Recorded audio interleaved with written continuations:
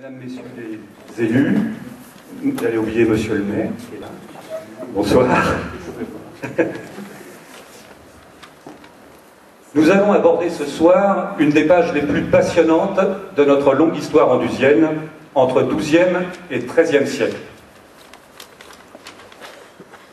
Mais nous allons le faire de façon originale, car à travers un droit que seules les plus grandes maisons féodales pouvaient se permettre au Moyen-Âge, battre monnaie.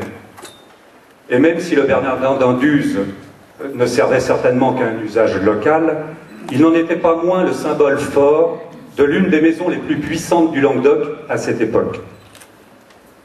Cette petite pièce d'argent d'environ 16 mm de diamètre est pour Anduze l'un des derniers témoignages physiques de ce qui fut la période la plus faste du Moyen-Âge pour les seigneurs d'Anduze.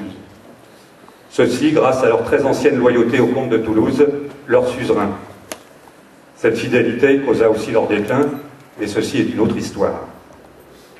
Pour nous parler de la monnaie féodale du Languedoc et bien sûr du Bernardin, nous avons l'honneur et le grand plaisir ce soir d'accueillir Monsieur Laurent Schmitt, ce passionné et grand numismate professionnel depuis près de 30 ans, je ne sais pas si je devais le dire, est responsable du département des monnaies antiques du comptoir général de Bourse à Paris et anime une équipe de 20 personnes.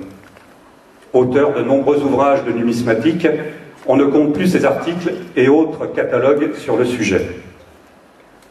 Avant de lui laisser la parole, et avant Philippe, je voudrais remercier chaleureusement le club numismatique Cévenol à travers quelques-uns de ses sympathiques représentants avec lesquels l'organisation de cette soirée fut un véritable plaisir.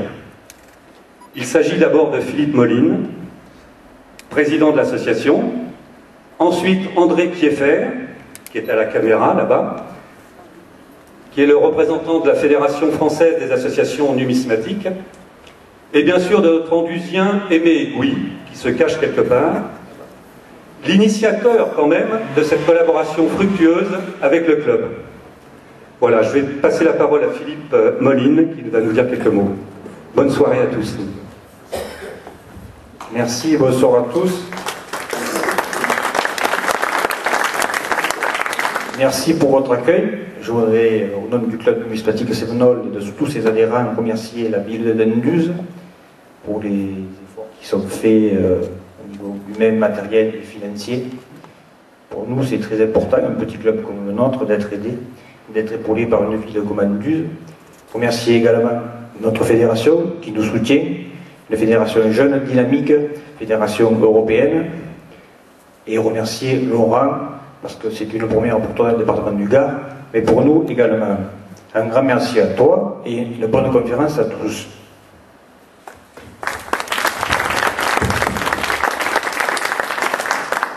Bien, messieurs, dames, bonsoir. Donc, je suis très heureux d'être parmi vous. Donc, appuyez, avant de commencer directement sur la conférence, sur deux phénomènes. Si cette réunion a lieu ce soir, c'est parce qu'il y a eu une autre réunion, en l'occurrence la première bourse numismatique d'Anduze organisée au mois de mai l'année dernière, par un temps magnifique, tous ceux qui étaient là s'en rappellent. Et de cette réunion est née une volonté de participation et de vouloir faire quelque chose ensemble. En la mairie d'Anduze, nous avons eu une écoute rare. Rare parce que le maire, M. Iglesias, le chargé des affaires culturelles, du patrimoine, M. Gossan, ont une ouverture sur la numismatique. C'est pas courant chez les élus, et il faut le noter et le remarquer. Et en fin de compte, c'est la coordination entre la mairie, le club numismatique Cévenol, donc qui est l'animateur dans cette région, qui essaye de faire vivre une association et qui développe un tissu associatif si important pour la vie locale.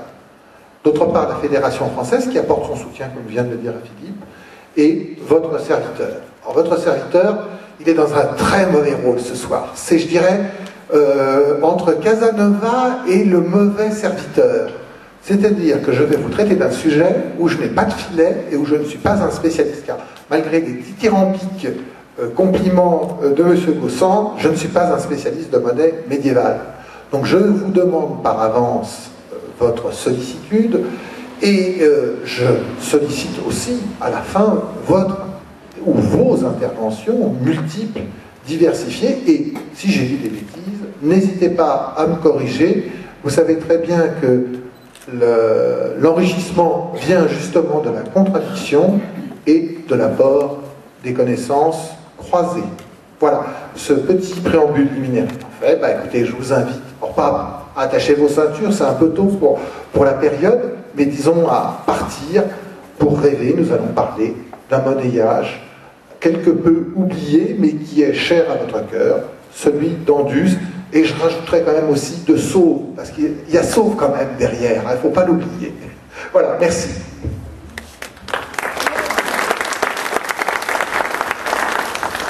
Bien. En introduction, donc, je suis le sale nordiste qui arrive de Paris. Ça doit vous rappeler des souvenirs. Mais je n'ai rien à voir avec Simon de Montfort. Je ne viens pas en territoire conquis et je ne viens pas vous apporter ni la bonne parole, ni la juste croyance. Je vais essayer ce soir de vous retracer l'histoire d'un monnayage attachant que je connaissais très peu avant de l'avoir étudié, de m'être mis dessus.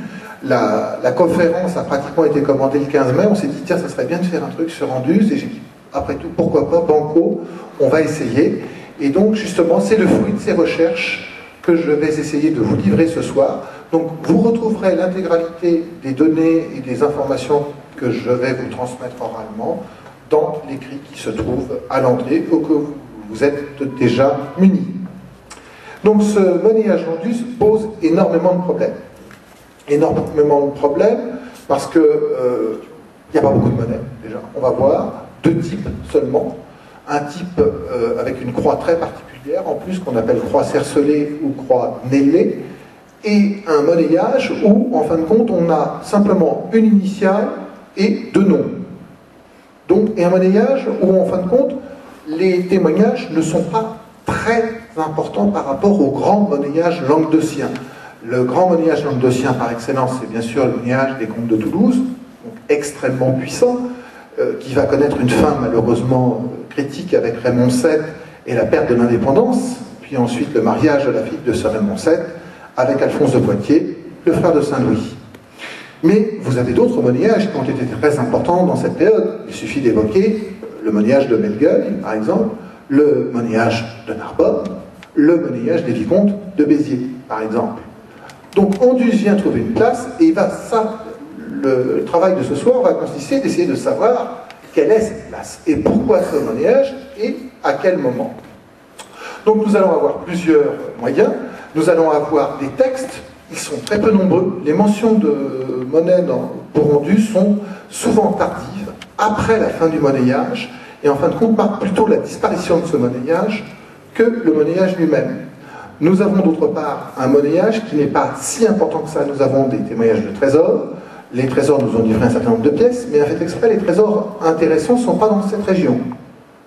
C'est-à-dire qu'ils ont été trouvés en dehors, en général, du territoire languedocien. Donc ça nous interrogera aussi sur savoir quelle était la diffusion du monnayage d'Anduze et de Sauve. Enfin, de savoir pourquoi ce monnayage est apparu à un moment donné que nous allons essayer de dater, et pourquoi finalement il disparaît, et quelle trace il a laissé. La meilleure trace, vous la découvrirez à l'entrée ce soir, puisque vous avez des reproductions dans une vitrine d'un côté du premier type, par l'intermédiaire d'Aimé, et de l'autre côté, vous avez donc c'est Monsieur Vallon, je crois, du Vallon, qui présente ce soir des exemplaires en reproduction du deuxième type, justement à la croix ancrée. Si on peut passer, merci. Donc, déjà, je ne vais pas vous faire l'affront, vous êtes du coin, mais pour moi, ça a été une petite nouveauté de redécouvrir cette France médiévale, cette France de suzeraineté, avec un souverain à la tête, qui n'est ni plus ni moins à l'époque que Philippe Auguste, pour le principal, puis ensuite Louis VIII et enfin Saint-Louis, dans une région où toutes les principautés s'imbriquent entre elles, et avec un seigneur bien sûr très important, le comte de Toulouse. Nos seigneurs d'Anduze, puisqu'il faut bien parler de seigneurs au départ, on parlera de prince ou de prince d'Anduze ou satrape de Sauve ensuite.